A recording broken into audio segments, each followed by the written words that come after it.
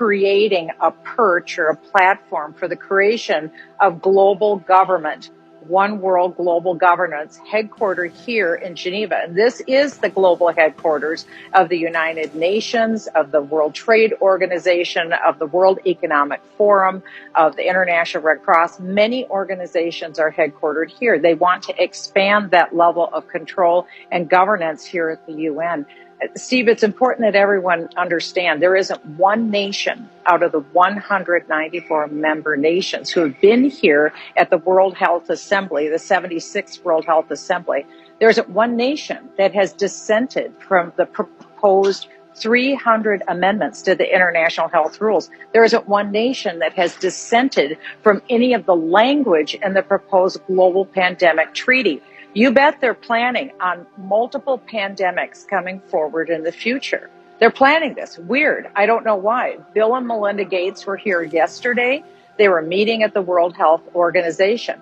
But today we heard from many, many nations on these proposed amendments, and they've got a plan and they've got a target. And they plan 1 year from today to be back here in Geneva, Switzerland, and propose and pass these amendments and put this into effect, which would create the platform for global governance. This combines jurisdiction over environment, the land, jurisdiction over animals, and jurisdiction over humans under their One Health initiative. So humans are worth no more than a cockroach. A cockroach is worth no more than the land. And so that's the criterion upon which they make decision. Human equals cockroach equals dirt. That's their criterion. And they will arrogate to themselves this authority next year. Now, I don't know if you want to play the sound clip. I send it to your producer. It's from our United States delegate today who spoke this afternoon. This is the main day. This is the number one day that when they've been speaking about these proposed amendments and the proposed pandemic treaty. They plan that next year, 1 year from now, they will merge the pandemic treaty and the 300 amendments. They will be synchronized with each other, synthesized with each other, and they will be essentially one document, and they will pass next year. So they're planning to make sure they get all the kinks out and they're good to go because they plan to go all in and vote next year. But what the United States delegate, what our delegate said here this afternoon is that the United States is all in and fully on board with these 300 amendments as currently written, and anybody can access them at the World Health Organization website. But also they're all in on the global pandemic treaty. So the United States is for this. All the nations of the world who spoke today, they're all for it. There isn't one that's dissented. So unless we intervene, this is a done deal 1 year from today, and that's when we have an existential threat to our sovereignty, and we will lose it 1 year from today. But there is time for intervention. So as I mentioned to you yesterday, Steve, there aren't any members of the House of Representatives here. There isn't the United States press corps. There's an absence. There's no member of the United States Senate. For heaven's sakes, you would think that they would call these documents in to the Senate and to the House to review them. They need to do that soberly. They've got to review all of this because this will be what the United States is required to come under. They call it an accord. But it's a treaty. But it's funny. They slip sometimes and they use the word treaty, and then they say, oh, well, an accord, because they don't want it to be called into place. But this is it. We have the plan now. They've given us the timetable. They've given us the agenda. They've given us the content of the new rules that they expect us to live under. So think of it this way. It would be like they're rewriting a new Declaration of Independence and a new Constitution of the United States for us and all of the people of the world to live under. It is global governance through the platform of World Health.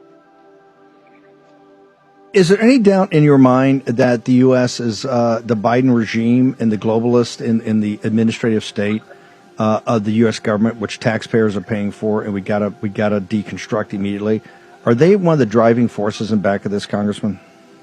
They're the leading force. They started this process 1 year ago. It was the Biden administration who kept these amendments hidden in January of 2022. It wasn't until April of 2022 that our mutual friend James Rogowski found out about these proposed amendments. And we've been warning people for about a year. We have Botswana and some other little African nations to thank that last year at this assembly where I am, this is day 6 for me in Geneva, Switzerland at the World Health Assembly at the United Nations building.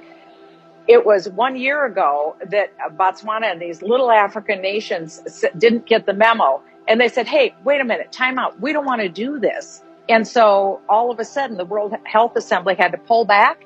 They realized they had dissent in the camp. They had to fix this thing. So now they're back here this year to say, hey, we got agreement with everybody. We're agreeing. We're going to make sure we get all the kinks out and everybody's happy. And then next year at this time, we're going to pass it. What does passing mean? It means implementation.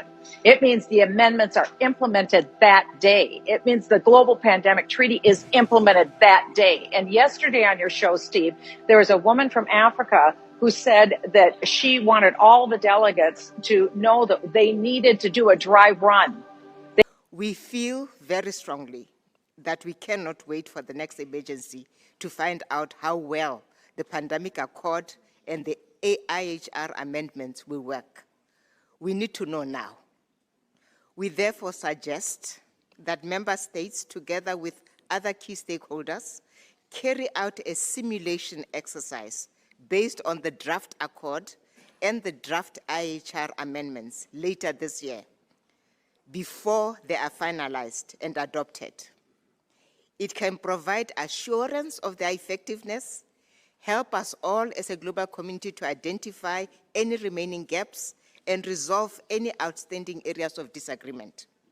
A simulation exercise beforehand and robust monitoring and accountability following their adoption are 2 ways you can ensure these important instruments fulfill their potential and that we are ready for the next pandemic. We plead with you to give this proposal your consideration. They need to do a simulation this fall based upon all 300 proposed amendments and the global pandemic treaty. So that's what they want to do. A simulation this fall, a dry run based on all of this. And then next January, they intend to complete the final process package, give it to the UN in January of 2024. They'll be back here in February of 2024 in Geneva, Switzerland to have their final little conversations. And then they will take the vote 1 year from today in Geneva, Switzerland. So we've got our marching orders. We've got 1 year to see this thing through. And we've got to get out of the World Health Organization. That's why if it was up to me, and if I was Kevin McCarthy, I would base raising the debt ceiling to getting the United States out of the World Health Organization. In fact, what I would do is I would say to Joe Biden, I'm not even going to speak to you about raising the debt ceiling until you sign the papers to get the United States out of the World Health Organization. It is a 1 year protocol process to get the United States out. We need to start that today as soon as possible, because this will never go away until the Biden administration does what the Trump administration astutely did, which was start the process of getting the United States out of the World Health Organization. It's the only way that we can be free from this continual attempt toward global governance. Is your sense, we got about 2 minutes, is your sense that the folks there from all the nations, all these globalists, they feel the momentum's on their side? Oh, it's an assumption.